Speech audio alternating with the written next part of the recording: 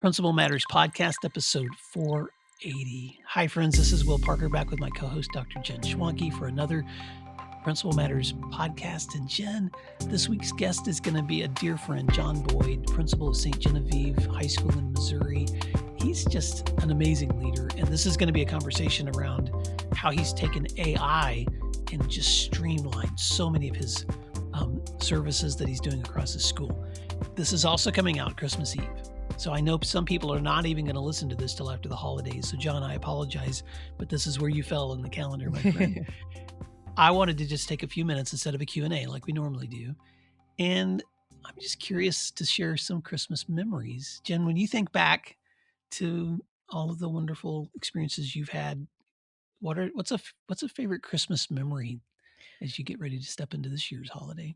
You know, when I thought about that, I have a lot in the last decade or so, just watching my kids grow up and establishing our own tradition. Well, I guess it's been almost 20 years now, but I do have memories when I was really little, and those memories surround warmth and fire, a fire in the wood stove. And one year I remember my parents didn't have much money at all, but my sisters and brother and I, we all played sports. My sisters and I were all in the same basketball team.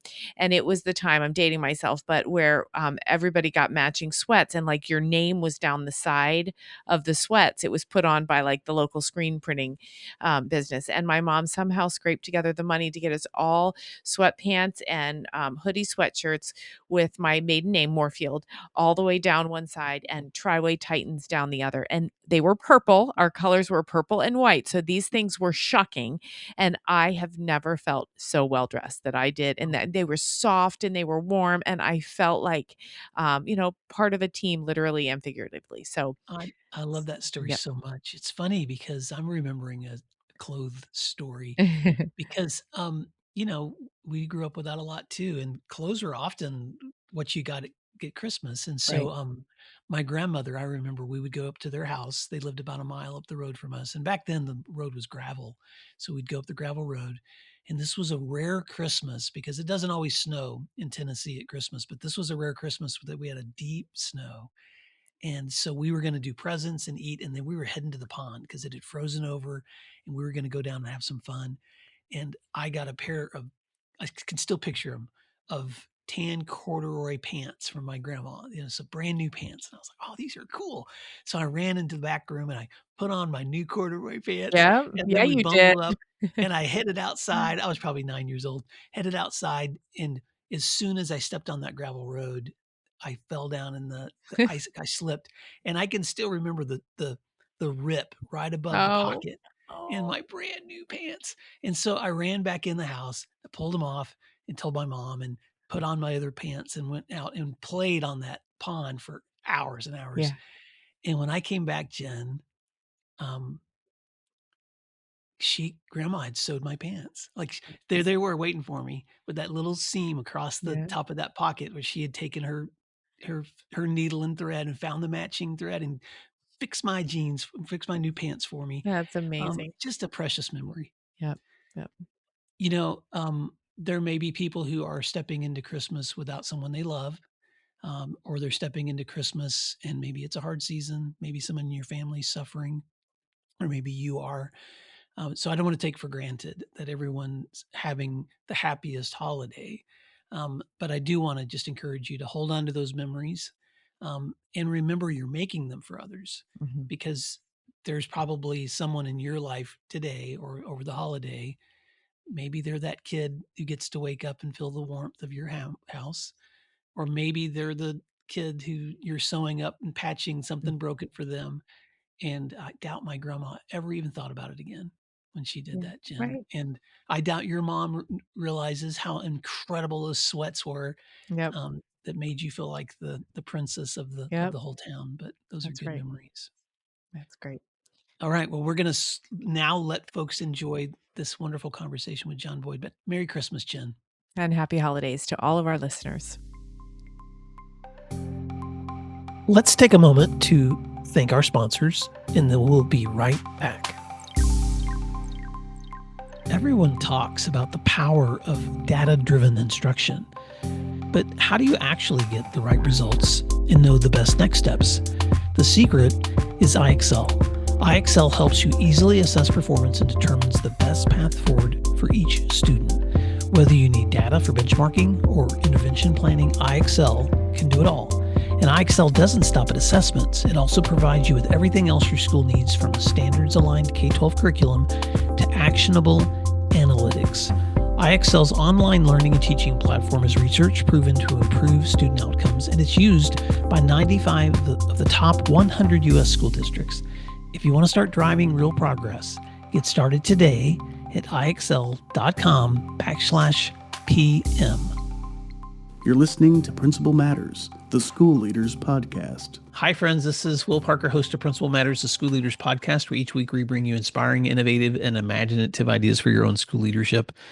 And this week I get to talk to a good friend, Principal John Boyd, about maximizing your systems. John Boyd is the principal of St. Genevieve High School in Missouri, where he leads with a passion for innovation and efficiency and creating memorable experiences for his students and staff.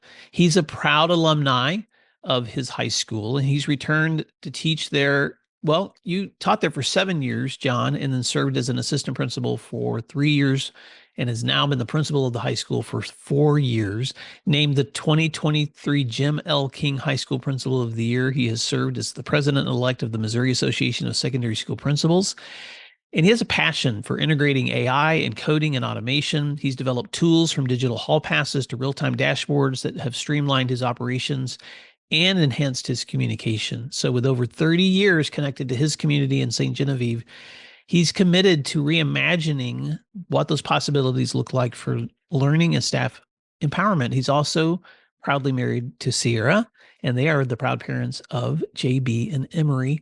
John, welcome back to Principal Matters. You were a guest on this show back in 2023, episode 357. It's been a while since you've been on the show, but it hasn't been a while since we've talked, because we often get together and collaborate, which is why I've brought you back to the show. So why don't you just fill in the gaps on that intro, since the last time listeners may have met you or for the first time, and tell listeners something else they may be surprised to know about you.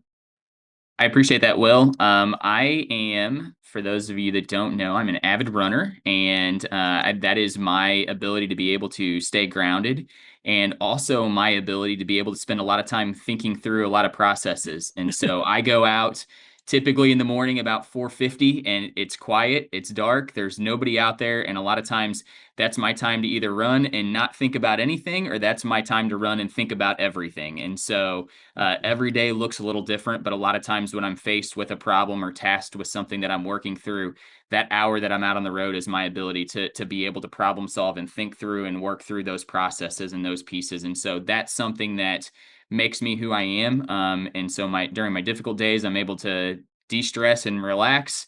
And during my times when I really need to focus and really need to think through things, I'm able to use that time for that as well. So it's always so fun to talk about the things we do outside of leadership that influence our leadership, John. So I'm putting you on the spot. What's the longest distance or time you've ever run?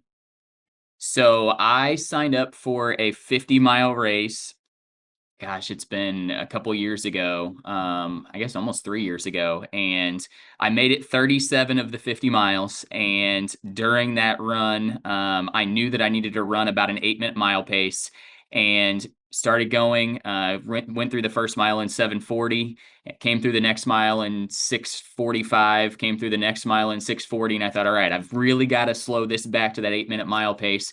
And so I intentionally was like, okay, this mile is going to be better. I felt like it was slower, and then my watch goes off and I look down at it and it was 6:35, and I just decided I'm throwing caution to the wind and I'm just going to go for it. And I'm going to hold on as long as I can. So I made it for 37 miles, and I was averaging 6:47 a mile through 37 miles, and then completely shut down at that point in time. So, oh my gosh.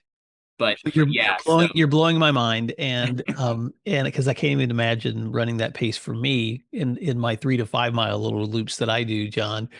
Well, what I love about your running, John, because I've known you for such a long time, is that you problem solve while you run, but you also re-energize while you run. And listeners, I do not expect anyone out there to become a runner of 30 to 50 miles, but it is fun to know what are those things that recharge your batteries as you're stepping into a new school year.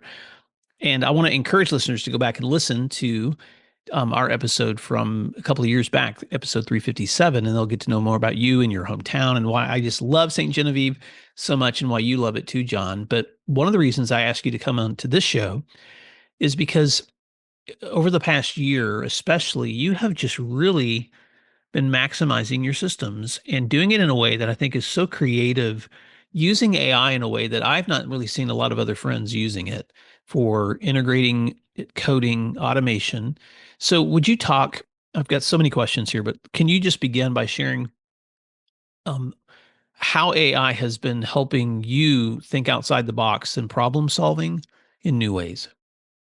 So when I stepped into this role as high school principal, well, really when I stepped into the role of assistant principal, I was blessed to be able to work with my mentor, my principal at the time, Chris Haney, and he was big in doing a lot of coding and the way that he analytically thought through processes and problem solved through systems and built systems within our building was really really awesome. And so I remember my first year as assistant principal, I stepped into my new role and I was like, I've just got to use this and make it work. And then after my first year, I started to tinker around and wanting to understand how it worked and how the formulas worked and how we were getting things to talk to each other. And so he really started me on that path. So I want to give a huge shout out to Chris and just getting me involved and engaged with that piece of it. And so we were using it, we were integrating it within our systems. But I'll be honest with you, it was so untapped for where we could go. And so then a couple of years ago, I sat in a presentation when AI was just really starting to pick up some traction and starting to get going. And the presenter talked a little bit about utilizing AI for formulas. And then formulas got me on the really the thinking of utilizing it for app scripts. And that's really what has opened a completely new world for us. And so we're able to start to automate a lot of our processes and how we do things and the way that we think and the way that we're able to take tasks that have traditionally taken us 3-4 hours to complete man hours. And sometimes that's our administrative assistants are sitting in the office and they're running some reports, and it takes all of us divide that up and it takes each one of us an hour. And those are our attendance reports. And now I'm able to hit a button and it runs in the background, and it takes a couple of hours to run in the background, but it PDF prints all of those and then I can batch print them. And so I've been able to take that workload off of our administrative assistants, and it doesn't add anything to my plate. And so those small little things have allowed us to be able to save time in those areas. So then that way we can dedicate and focus time in other areas. Wow. So the way you've explained it to me before, obviously, and we'll talk about this in a minute, understanding how to do this is a time commitment.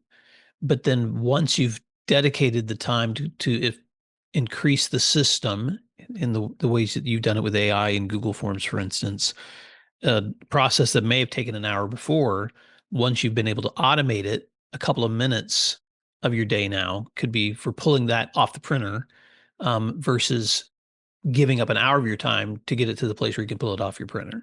Am I understanding that correctly? Yes, the front end work takes time to build, Mhm. and utilizing AI a lot of times it's a lot of back and forth, and it's almost like you're having a conversation with another individual, and you're putting in those inputs exactly. These are the rows, these are the columns, these are the things that I need it to accomplish. And then it spits it out, and then you run through it and you problem solve and you take a look at the script that comes out and you're like, okay, well, this is going to be a problem. So you go in and tweak this piece, or you work with AI to go and tweak another section of it. And so it's working on those small little nuances. So it takes time on the front end, but then the work that comes on the back end and the time saving that comes on the back end during the really really busy times is something that saves us. And so a lot of times in my world, I have time over the summer, and so I build a lot of these things over the summer when we have more time. And then in the middle of the school year, when time is extremely valuable, I can hit run, and it runs through the process and it spits it out, and it saves me so much time in my really busy time. Mm. So, I'm asking this question out of curiosity, John, and I've got some follow-ups, but um, take us back into the history of this whole process for you. How did you teach yourself to do something that a lot of people don't have the skills to do naturally? Like if you ask me to sit down today, Will, and begin to use the formulas and scripts and inputs with AI to do some coding with the forms you use, I'd be so perplexed. So take us back and walk us through how you learned to code, or how you learned to, because you may not even call yourself a coder, how you learned to manage these opportunities through AI to be able to do something you couldn't do before. I think a big part of it is just the problem, being faced with the problem initially and saying, I've got this problem, I've got this issue, and we've used Google Forms and Google Sheets so much. I understand the language and them talking back and forth to each other. And so that part I feel like is a little bit of a skill set that's helped me in working with AI. But then once that piece was in place, I was tasked with a problem. And so I'll give you an example. Our assistant principal came into me.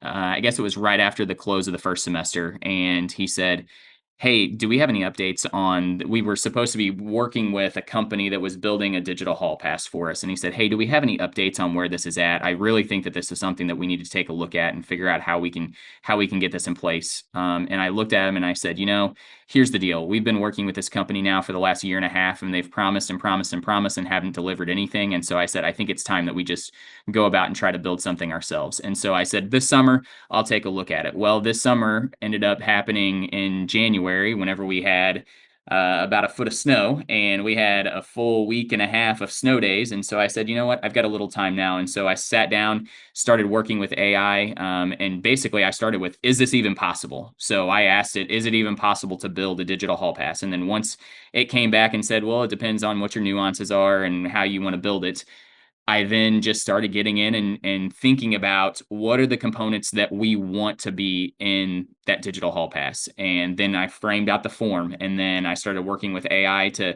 establish app scripts to get it to do what we wanted it to do. And it's been really neat to watch the evolution of that. And you learn so much through the process that you didn't even know was possible, that, yeah, it helps us on the digital hall pass. But now, once I saw one of the examples is on a Google form, it will talk to and take data and process it on a Google Sheet. So if I put information into a form, that information jumps over to the sheet. Well, what I didn't realize in starting that process is I can get the sheet to come back and talk to the form.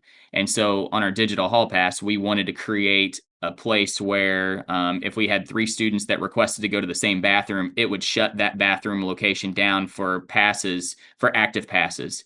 And so I didn't realize that I could get the Google Sheet to say, well, there's 3 active passes that are out there. It's going to hard code and remove from the Google form that as an option. And so we were able to do that, but then that opened up more opportunities for us in different areas as well. So we were able to utilize that for scheduling. We've got sports physicals that we schedule, and so our ladies in the office have been taking phone calls on people calling and scheduling sports physicals. Well, it so happens that it's right at the time that we're doing graduation, which is an extremely busy time. Well, now we're going to be able next year to send out a Google form that parents will fill out, and once 15 people have selected a given time slot, it removes it from the form as an option, and they no longer are able to select that. So that will protect that time frame, and we're able to digitally automate that entire process now. Wow. Okay, that's tremendous. So let's come back to the one example, and I do want to hear other examples too, John. But let's come back to that hall pass example for a minute. And you were already trying to reach out to a provider for a potential app or system that could work. And there's some great ones out there, but you weren't getting the feedback that was being helpful for you guys in your community at the time. So you're like, well, let's explore doing this ourselves. So I'm going to go using AI. I'm going to ask the questions that I'm trying to solve. I'm going to eventually be able to get what you call the ask scripts that I need to be able to build the frameworks so that I can cause forms and sheets to communicate with each other in the ways where a student needs to go to a bathroom or needs to be sent somewhere in the building. And we're going to know who's out in classes. We're going to know who's in hallways. And we're going to know when areas of the building are getting too crowded to shut down requests for that. What does that look like, though, from the hand of the student? Are they doing it? What does that look like for the user for the user end? So in our school, we've got an amazing technology department, and they have invested in us. And so I went to them, and they said, "Hey, we've got some old Chromebooks, and so we have Chromebooks in each classroom set up, and they're in kiosk mode." And the student goes up, they fill out the hall pass on that. That's the only thing that can be accessed on that computer. They go in, they fill that out, that request out. They go to wherever they're going. Let's say they're going to the bathroom. Then when they come back, they fill out a return that they're back. And the form does some pretty neat things. It recognizes the student that left, it recognizes that they're back, and it moves it off of the active form. So then that's what allows those other options then to pop up. And so we've been able to create, just problem solving and talking to my assistant principal and talking to my teachers and figuring out what are the things that we need added. We've got a piece in there where email notification comes out if a student's been out for more than 15 minutes. It notifies the assistant principal and myself.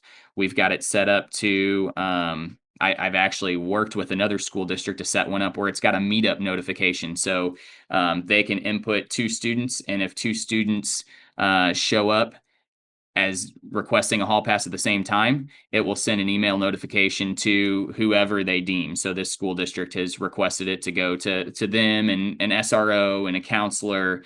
But just that way they know those students are in the hall at the same time. So that could be utilized if there's a restraining order with students, or 2 students shouldn't be in the same proximity at the same time. So it's just continued to evolve. We can run a lot of data out of it. We can see a lot of pieces that come out of it. But the nice thing is we have control over it. So by using AI to build it, we've been able to tailor it exactly what meets our needs within our district, instead of being pigeonholed to what a company has. Oh my gosh, John, that's so great. Thanks for that explanation. So right now I'm imagining listeners in 2 different camps, or maybe 3, but I'll just pick 2. There's a listener right now who's like, I'm so overwhelmed by even trying to imagine using AI and coding that the idea of stepping into this world is so intimidating that I'm just going to stop listening to this podcast. And then there's other listeners that are like, oh my gosh, let me know. How can I do this, John? Because I love to play with technology, or there's somebody on my team that does. And there may be some people who are curious enough to try to figure out, okay, how can this help me?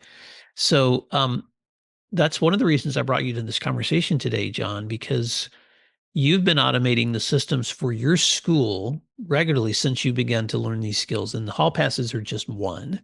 You've done this with attendance. You've done this with so many. Think about all the different systems in a school, and you guys have been hitting them with these.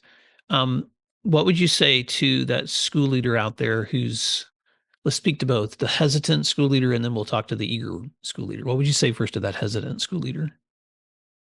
I would tell them to step out and just go in and try it, and try to take a look at your one process, and just create the biggest, what you think is unimaginable opportunity of something that it might do, and start asking AI some questions and figuring out, is that even feasible? Is that even possible?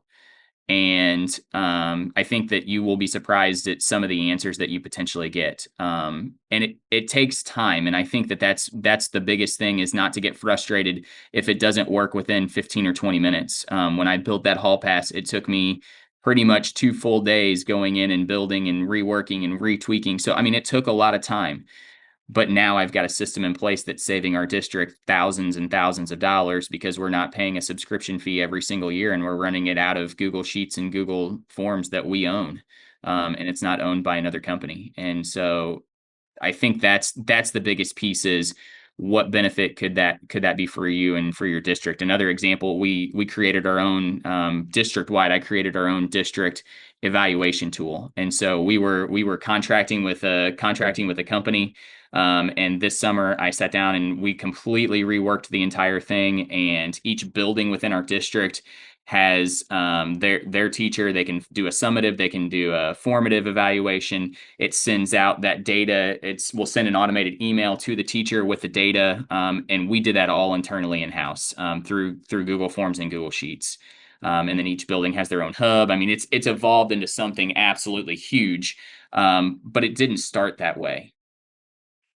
I'm just smiling. I have to pause for a second because I can't help but be the the proud teacher, but John, I've known you for so long, and the same curiosities that have always driven your work as a leader, teacher, leader, and even now in enhancing your processes are the same rinse and repeat, man. You're hungry for information, you're looking for answers, and you're going to use whatever tool is available at your fingertips to try to take it to the next level. And now you've done it in a way that is really optimizing your systems in ways that were unimaginable 3 years ago. Mhm. And so let's speak to that eager person who's listening that feels really comfortable with technology, that really wants to go deeper. What advice would you give them of taking that next step? Carve the time out and do it. And I think that not being afraid of it, you're not gonna hurt anything, you're not gonna mess anything up. Just jumping in, and the nice thing about AI is if you know how to ask the right questions and you know how to continue to work with it, and it's just a continuous questioning, or it's a continuous what about this or what about that, or I'd like it to do this, and it's a continuous being very specific with this column has this information, and this column has this information, and this column has this information. The more specific that you are in those, the better results that you're going to get. And so that person that's really eager and really considering jumping in, my recommendation would be to them, dedicate the time and just see what possibilities are out there. You're not gonna harm anything. You're not gonna do any damage, especially if you're looking at trying to automate a process and say it ends up not working out. You've dedicated a little bit of time to something that doesn't work out. But here's what I've found: every time that I think this isn't going to work or this isn't going to happen, it does.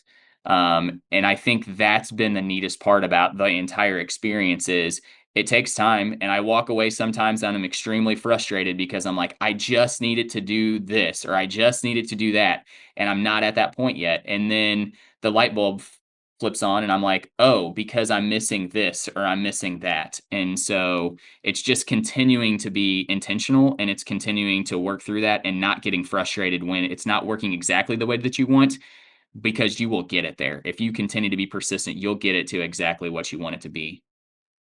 So thank you for that. And I want to come back in a little bit and talk about ways that you're supporting other leaders who want support in this, because there are some leaders out there that are like, man, this is way more than I can bite and chew. And I know you've been helping other leaders kind of navigate that path, John, and this has become a real passion for you. But I also want to take a step back and look at kind of the global view, because we all know that with any new technologies come both positives and negatives. And AI is one of those things that is revolutionizing the way to solve problems more quickly, get information faster, take really difficult problems like you're being able to do and start coding on your own. At the same time, we know that there's also concerns with students or parents or teachers or community members, including school leaders, over the misuse of AI, or none of us want huge databases being built in every community, because we're also concerned about some of the environmental outcomes, but of the growing use of energy that it takes to create AI models. But when we have something that's available for us to use as a tool, how are you navigating with your students, your teachers, and community? And by the way, no one's figured this completely out yet, John. But I'm just curious, as a practitioner, how are you navigating those conversations with an emerging technology with your own school community? Yeah, so this is something that is fresh with our teachers, because we just had our back to school PD, and we just had our teachers in, and we had a presentation on AI, and it really got them talking and thinking. And we're having a lot of conversation within our district right now about a consistent language to utilize in regards to AI acceptability. And so, when is it appropriate to use it? When is it appropriate with teacher permission, and when isn't it appropriate to use? And so the presenter utilized a stoplight model in their presentation, and they said green is means that it's good to go.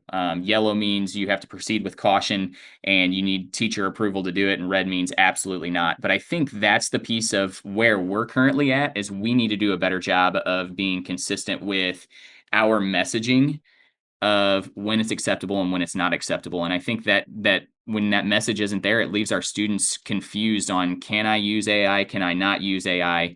And I think that also creates a slippery slope. I've also had the conversation with our teachers. What are you assessing? What are you evaluating? Because if you're evaluating, critical thinking skills and problem solving skills and real world skills, our kids are going to have access to their ability to be able to write or their ability to be able to utilize proper grammar. Then we need to reframe the way that we're doing that. And that evaluation and that assessment needs to happen within the classroom.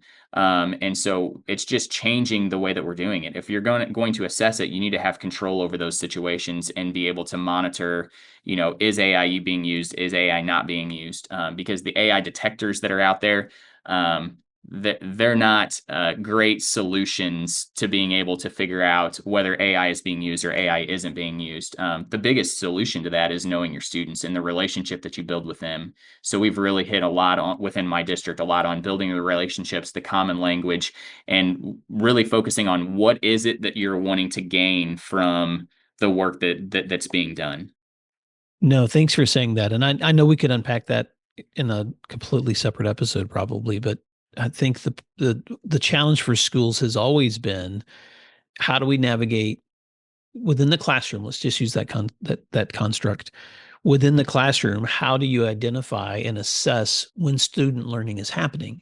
Mm. And if you're not doing that in a way that's multi-layered, that's just more than one, you're probably missing out on an opportunity to really assess the learning of your students. So sometimes that's feedback through kids talking to you. That's feedback through seeing those rough drafts they're doing with pencil or pen.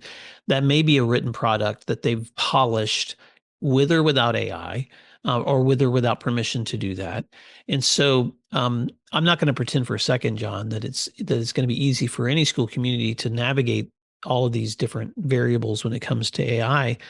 But I think that the same wisdom you have to apply in student assessment is the same wisdom you have to apply when you're thinking about all these tools across systems or across your communications.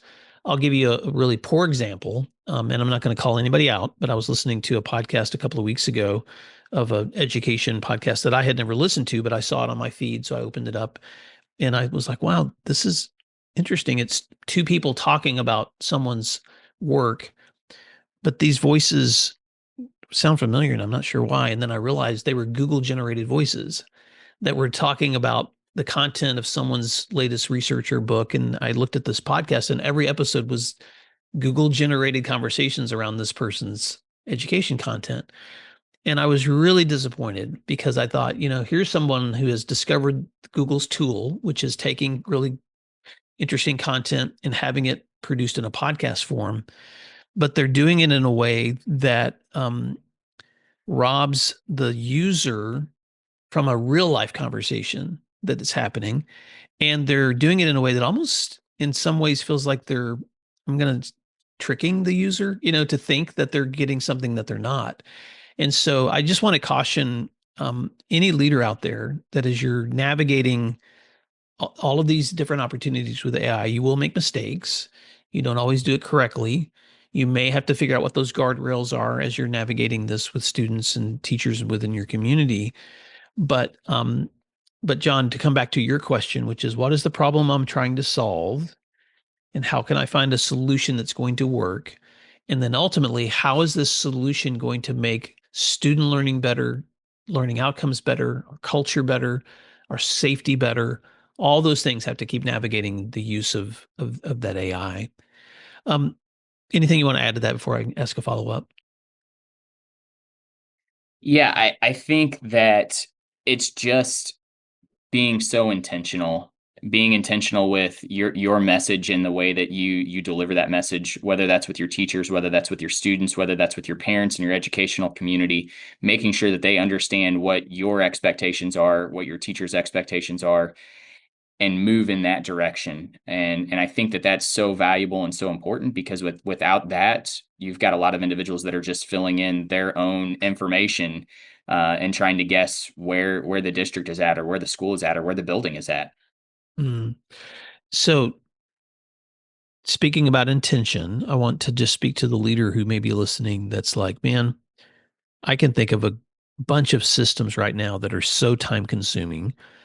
How, John, are you helping leaders? And I'm just going to give a shameless plug that you've had requests from other people or other districts that have required you some pretty concentrated time to coach or help other people through this. So outside of your school hours, sometimes you're having to help people with this work, which is full circle. One of the reasons I brought you back here, because I was like, man, John, I want other people to be aware of what a practicing principal is doing with these tools. But they're if climbing that hill seems really intimidating and you'd like to have somebody in the room with you, I also would highly recommend John Boyd to assist you along that pathway. So talk about what that looks like, John, as you've been assisting other schools in this new work. Yeah, so I've actually been working with a school district and am just getting ready to wrap up the work with them on, I've been building a digital hall pass for them. And so I met with them at the very beginning. We did a brief little Zoom and talked to them a little bit about what is it that you're interested? What is it that you're wanting? We framed everything out. And then I started working with them.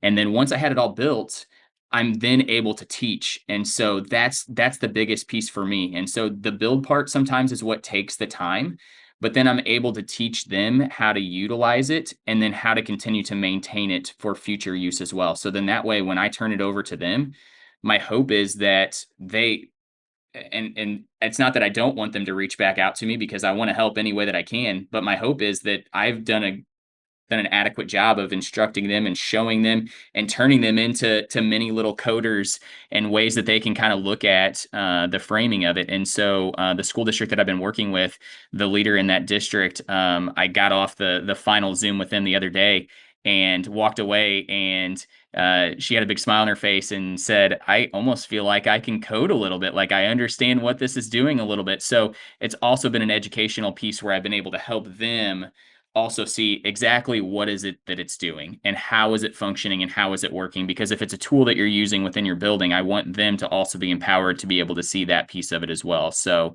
it's been a neat process. I've been able to meet some different individuals and be able to integrate and build some things that I think are going to be impactful and improve hopefully their buildings and their districts. Well, I love that. Congratulations. And also just kudos to you for taking something that's working and helping other people to capture that same passion and momentum and learning opportunity for in their own work too. And before we wrap up, I do want you to be able to tell listeners how they can connect with you if that's something they would like to engage you in for their own schools. But I'm also curious to know, John, because I know your brain is always thinking about what's next. So just dream with me. What as you get to do this kind of work and you're thinking about the potentials that exist for tools like this to enhance optimizing systems or optimizing work that's happening within classrooms.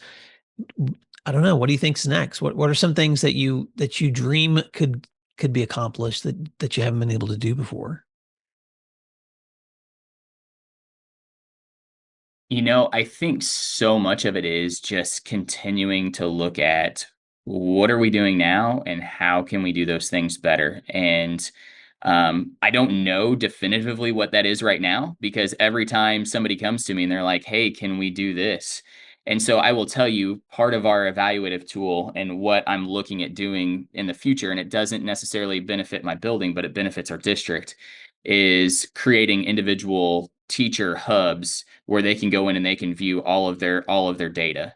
And so that's something that we have coming up on the horizon. So that way they can look at their formative evaluations, their summative evaluations, and have those in a one-stop shop. So personally for the district, that's what I see on the horizon.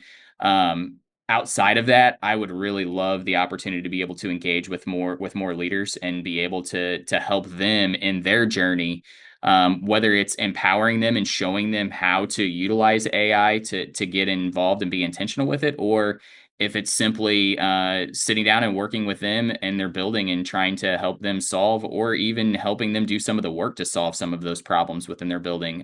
So personally, I think that that's something that it motivates me, because it's a problem, and when I have a problem, I love to solve that problem. And so the lady that I just got done working with, her school district, when she reached out to me, the very end of it, she said, I'm so appreciative. I really want to say thank you. And I told her, I said, I really want to say thank you to you, because you presented me with a problem, and that gave me an opportunity to be able to get in and try to solve that problem. I love this so much. So let me just say this, John, because for some principals, this may not matter to them, but it's something I appreciate and respect about you. We are actually recording this in the summer, right before school starts. We're going to be releasing this during Christmas break. You spend a lot of your breaks, winter, summer, just jumping into problems that you don't always get to solve when kids are there and teachers are there too. So it's a tough thing to balance, like I'm taking care of my school, but I'm also solving problems in a way that now people are asking me outside my school to help solve. So I just want to give a plug to you, John, for your character and also your commitment to excellence, but also your commitment to taking such good care of your school and not letting these requests distract you from those purposes too, because I know all of that is a important dynamic of leadership, and especially when you're developing something new where other people are eager to learn it too. So how can leaders connect with you if they're like, man, I would love to learn more from John? What would that look like if they want to get a hold of you and just set up a conversation? The easiest way to get a hold of me is email Will. And I don't know if you want me to go through my full email or not. If that's the easiest way to do it, you tell me. Yeah, well, I know you've got a Gmail account, so why don't you share that with I listeners so they do. can email you? So it's J Boyd, Boyd, at sgdragons.org. All right. And if they want to find you on social media or LinkedIn, what do they look for? I do have a Twitter account, Will, but to be honest with you, I have no idea what that handle is. Don't worry about it, John. I'll put a link to your email in the show notes, and folks can definitely connect with you. That sounds great. And well, John, I just want to say thank you. As we're wrapping up, any other parting words of advice or thoughts as folks are thinking about maximizing their own systems? I just challenge leaders to think outside the box of what the possibilities could be for your school to continue to make it a better place. And that's what drives me every day. I love our school. I love our kids. I love our school community. This place means the world to me. And so that's what got me started in this whole endeavor is I've got to figure out a way to continue to evolve and continue to do things better. And so our school motto is family, tradition, and excellence. And obviously, I love the first part and I love the second part, and I love the tradition piece because we're so traditional. But tradition also scares me sometimes because tradition sometimes can come with the word complacency, and that is not who I am, and that's not who I ever want to be. And so when problems come my way, sometimes I don't have the answer initially, but I work through it. And I feel like this has been my ability to be able to give back to my school community in a way that I would have never thought of before. And so it's become a passion of mine, and I'm able to do it not only within my building, and we've been able to do some really neat things in my building, but I've also been able to expand that and start to do that for my entire district. And it's awesome. I know that we've got the evaluation tool all the way down in the early childhood center, and we're running it all the way through the high school. And so I'm able to have a hopefully positive impact on every single kid within our district through that tool. And my hope is that I'm able to branch out and help other leaders be able to do that, because education as a whole is a huge passion for me. Kids are a passion for me, and I want them all to have the opportunities that I had going through school. But I also want them to have the best opportunity to be successful, whatever that looks like. Well, Principal Matters listeners, if you ever get the chance to go south of St. Louis, Missouri, along the Mississippi River, and you find St. Genevieve, which is one of the oldest, originally a French colonial settlement, one of the oldest settlements on the Mississippi River, you will not be disappointed in this beautiful small town, beautiful Catholic cathedral right in the middle of the city. John Boyd, who's been born and raised there and graduated from there and now serving there. And John, it just blows my mind to think that you're using these tools to just enhance every system you possibly can for the school district, where not only you were a student, but now you're giving back over and over again. So listeners, if you'd like to connect with John or his resources, please reach back to him. You can find his contact information in the show notes. Or if you're just inspired today to sit down with your own AI tools and try some things you'd never tried before, thank you, John, for the inspiration. And Principal Matters, thank you for doing what matters, and we'll talk to you again soon. Thank you for listening to today's episode of Principal Matters, the School Leaders Podcast. If you enjoyed the show, would you take a moment and like, share, subscribe, or leave us a review? In fact, if you share it out with a friend, even more people can become a part of these conversations. Sign up for our newsletter at williamdparker.com for even more free resources. And don't forget to check out our website to learn more about our books, professional development offerings, Grow Academies, masterminds, executive coaching, and keynote presentations. Wow, let's keep learning together. And thank you for doing what matters. Principal Matters.